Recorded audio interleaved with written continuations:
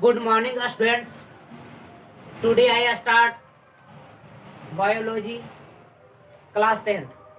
तो class 10th में हम लोग पहला चैप्टर बायोलॉजी में स्टार्ट करेंगे लाइफ प्रोसेस। तो लाइफ प्रोसेस हम लोग जो पहला चैप्टर बायोलॉजी का है वो आज हम लोग स्टार्ट करने से बायोलॉजी भी चलेंगे। बहुत सारे स्टूडेंट का व्हाट्सएप को मैसेज आ रहा था कि सर बायोलॉजी का भी क्लास लीजिए, तो इसको देखते हुए हम आज बायोलॉजी का भी क्लास स्टार्ट कर दी है। आपका फिजिक्स केमिस्ट्री चल रहा था, साथ में अब बायोलॉजी भी चलेगा। इस तरह से सारे मतलब साइंस के और पेपर स्टार्ट होंगे। फिजिक्स में दूसरा लेसन चल रहा है, केमिस्ट्री में चौथा चल रहा है और बायोलॉजी का पहला स्टार्ट किया है। साथ में इसके साथ में अब क्या करेंगे कि 10-5 सवाल को ऑब्जेक्टिव टाइप का कैसे सवाल को सॉल्व किया जाता है उसको भी साइंस के मेथड से उसको भी धीरे धीरे करके अपने लेक्चर में वो भी शामिल कर लेंगे। तो आज हम लोग पढ़ेंगे बायोलॉजी में पहला चैप्टर जैव प्रक्रम, इसके बारे में। तो पहले तो ये टर्म जो है बायोलॉजी में जैव प्रक्रम से पहले हम लोग एक टर्म को जैव का मतलब क्या होता है, तो देखिए पहले उस टर्म को हम डिफाइन करना चाहते हैं। जो टर्म आपके पास है, देखिए जैव का अर्थ होता है जीवन। जैव का मतलब जैव का अर्थ होता क्या है, जीवन होता है। अब सिंपल सोचिए कि जीवन को हम लोग कैसे डिफाइन करेंगे। तो आप 7, 8, 9, 10 में 9 तक का क्या कंसेप्ट ये था कि जीवन को डिफाइन करने के लिए मतलब कि दो तरह का हम लोग जीवन के बारे में बताते थे। एक को लिविंग थिंग और दूसरे को नॉन लिविंग थिंग। जीवन से हम लोग संबंधित दो चीज बारे में जानते थे, लिविंग थिंग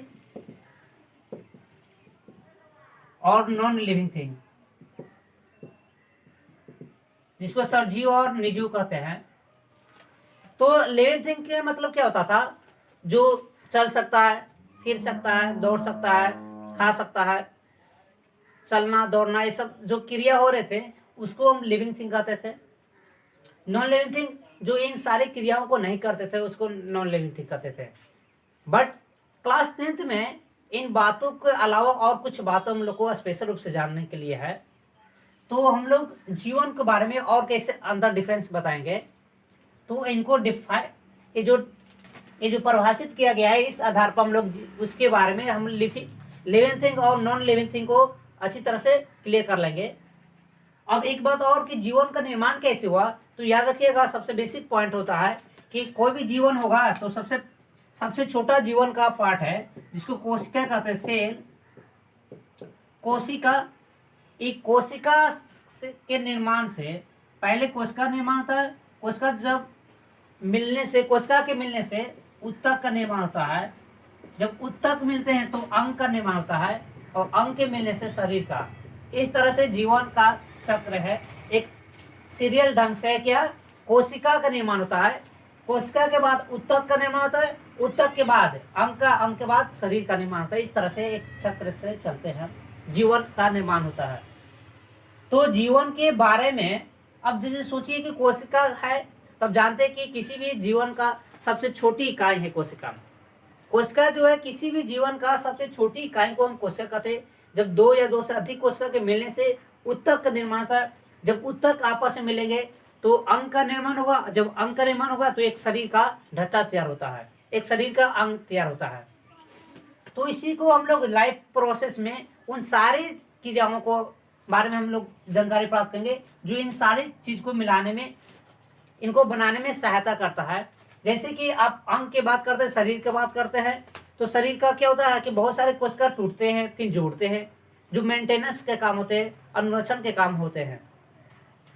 अब इन सारे इनको हम अच्छी तरह से डिफिनेशन के आधार पर हम इनको अच्छी तरह से डिफाइन करते हैं। अब देखिए तो जैव प्रक्रम को कैसे डिफाइन किया गया है। डिफिनेशन क्या कहता है, जैव प्रक्रम क्या है कि वैसी प्रक्रिया है। जैव प्रक्रम एक प्रक्रिया है, क्या कैसी प्रक्रिया है जिसमें सभी जीवों में जो लिविंग थिंग होते हैं उन सभी जीवों में होते हैं ये काम, ये प्रक्रिया सभी जीवों में होते हैं। सम्मिलित रूप से अनुरक्षण का कार्य करते हैं। सामान्य रूप से अनुरक्षण का अर्थ क्या हुआ, मेंटेनेंस का अर्थ क्या हुआ कि उन सारे जीव को जीवन यापन करने के लिए कुछ प्रक्रिया होते हैं, उसी प्रक्रिया को हम लोग क्या बोलते हैं, जीव परिक्रम कहते हैं। जैसे कि अगर आधार पर बात किया कि जीवन का अगर हम बात किया जाए तो अभी बताया था कि जीवन में क्या कौन कौन से प्रक्रिया के बारे में पढ़ना है, तो याद रखिएगा हम लोग को प्रक्रिया के बारे में क्या क्या पढ़ना है। तो पहले हम लोग देखेंगे वो प्रक्रिया की उनका, देखिए हम लोग यहाँ पर पढ़ेंगे बॉडी का निर्माण में बहुत सारी चीज प्रक्रिया अपनाते हैं, तो उन सारे चीज को देखेंगे। पहला पोषण,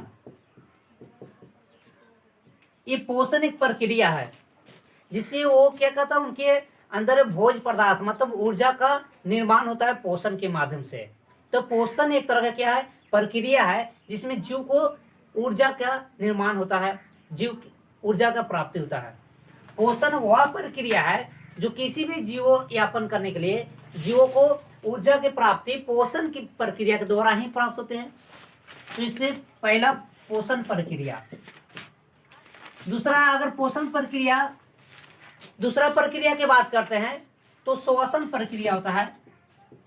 श्वसन प्रक्रिया जिसमें सभी जीव जो सजीव होते हैं वो क्या करते हैं, श्वसन क्रिया के द्वारा अपने शरीर में कुछ ऊर्जा बनाते हैं, इसी को क्या कहते हैं, श्वसन प्रक्रिया कहते हैं। ठीक है, आगे चल के हम लोग अच्छी तरह से इसको बारे में डिटेल से पढ़ेंगे। पोषण क्या है, पोषण कितने तरीके हो सकते हैं, कौन कौन से कौन पोषण के प्रकार क्या है, इन सारी बातों को अच्छी तरह से हम देखेंगे। बट अभी हम लोग ये बताना चाहते हैं कि हमारे शरीर में कौन कौन से प्रक्रिया होते हैं, इसके बारे में हम जानकारी प्राप्त करना चाहते हैं।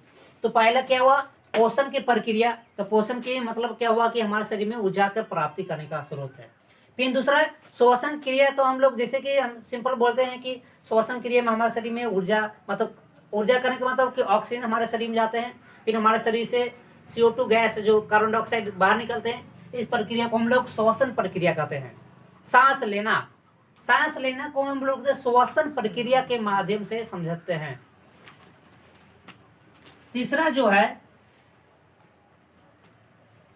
है ट्रांसपोर्टेशन के मतलब क्या होता है, ट्रांसपोर्टेशन का मतलब होता है कि हमारे शरीर में एक जो ऊर्जा हुआ तो एक शरीर मतलब कि ऊर्जा किसी एक स्थान से दूसरे स्थान कैसे हम लोग करेंगे उसको ट्रांसपोर्टेशन कहते हैं, स्थानांतरण बोलते हैं।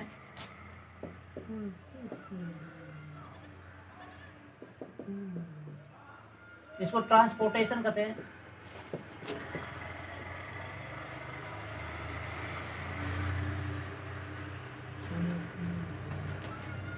स्थानांतरण प्रक्रिया। और चौथा सबसे लास्ट प्रक्रिया जो है उत्सर्जन है।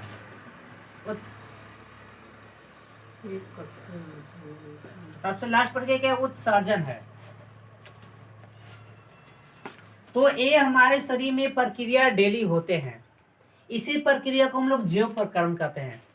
मतलब इसमें क्या होगा, पोषण प्रक्रिया, दूसरा श्वसन प्रक्रिया, तीसरा ट्रांसपोर्टेशन के मतलब स्थानांतरण प्रक्रिया, और लास्ट में उत्सर्जन प्रक्रिया। पहला ऊर्जा का निर्माण हमारे शरीर में होंगे, दूसरा श्वसन में क्या होगा कि हमारे शरीर में ऑक्सीजन आएंगे, CO2 बाहर निकलेंगे। स्थानांतरण में जो ऊर्जा बना है हमारे शरीर में तो एक स्थान से दूसरे स्थान तक भेजना, दैट मीन्स हुआ कि हमारे शरीर के एक सेल से दूसरे सेल में भेजना। इसके बाद उत्सर्जन, जो हमारे शरीर में जो भोज्य पदार्थ का ग्रहण हुआ उसको अवशिष्ट के रूप में बाहर निकाल देना। तो ये सारी क्रिया हर जीवों में संपन्न होते हैं, इसी प्रक्रिया को हम लोग जीव परिक्रम कहते हैं। ये हमारे शरीर को मेंटेनेंस के काम करते हैं। ये प्रक्रियाएं सभी प्रक्रिया जो है इन सारी प्रक्रिया को हम लोग बोलते हैं अनुरक्षण बोलते हैं। क्या बोलते हैं, अनुरक्षण कहलाते हैं। ये प्रक्रिया को हम लोग अनुरक्षण कहते हैं। तो अब हम क्या करते हैं कि एक एक प्रक्रिया को अच्छी तरह से डिटेल में समझते हैं। तो फर्स्ट स्टार्ट करते हैं पोषण। पोषण हम लोग देखेंगे कि पोषण है क्या, इन सारी चीज को नोट कर लीजिए। पोषण हम लोग देखते हैं।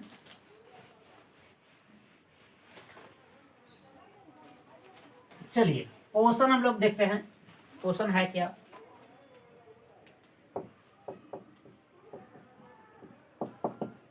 पोषण चलिए, तो देखिए, तो हमारे शरीर में बहुत सारे ऐसे तत्व, पोषक तत्व की आवश्यकता होते हैं, जिसको हम लोग पोषण के माध्यम से हमारे शरीर को मिल पाते हैं, उसी को कहते हैं पोषण। तो हम लोग यहाँ पर देखेंगे कि पोषण वह प्रक्रिया है जो हमारे शरीर की पोषक तत्वों की आवश्यकताओं को पूर्ति करती है। पोषण वह प्रक्रिया है, पोषण वह प्रक्रिया है जिस प्रक्रिया में क्या होता है कि पोषक तत्व के आवश्यकताओं को पूर्ति करती है। तो इसको ऐसे लिखेंगे, पोषण वह प्रक्रिया है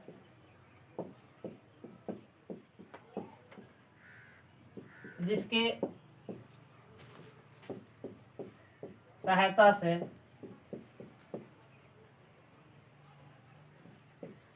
हमारे शरीर को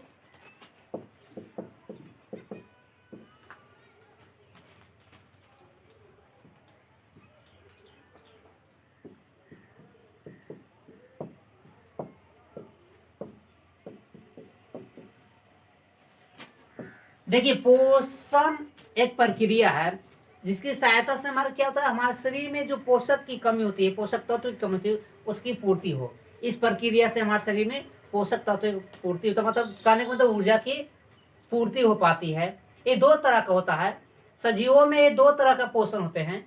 हम लोग देखेंगे इनके टाइप तो दो प्रकार के होते हैं, दो प्रकार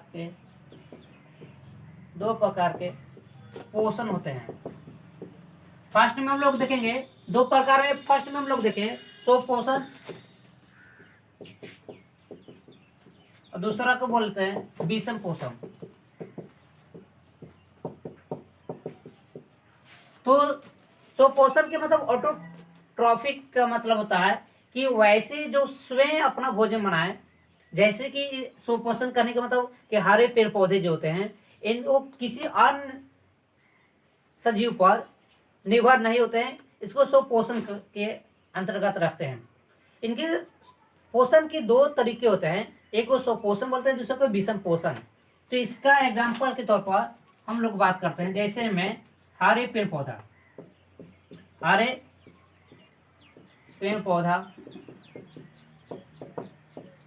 पेड़ पौधे जितने भी होते हैं वो स्वपोषण की क्रिया अपनाते हैं, जबकि हरे पेड़ पौधा को छोड़कर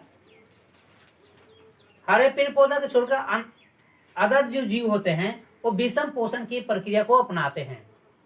तो हरे पौधे में खासियत क्या है कि हरे पौधा के पत्ती जो होते हैं उसमें एक चीज पाए जाते हैं जिसको हम लोग क्लोरोफिल कहते हैं।